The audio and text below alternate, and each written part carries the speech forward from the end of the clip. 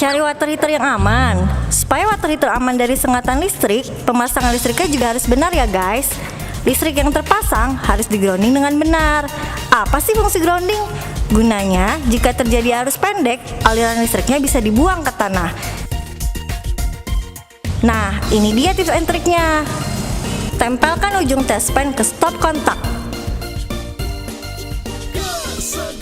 Gunakan multitester untuk memastikan tegangan arus listrik antara 215 sampai dengan 240 volt.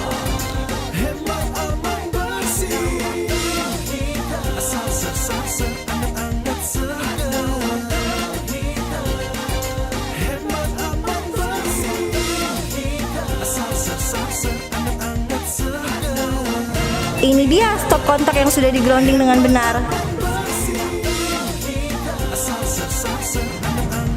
Selain itu, di water heater Ultera juga ada tambahan fitur LCD loh. Gunanya untuk memutus hubungan listrik saat terjadi korslet, sehingga unitnya aman untuk pengguna.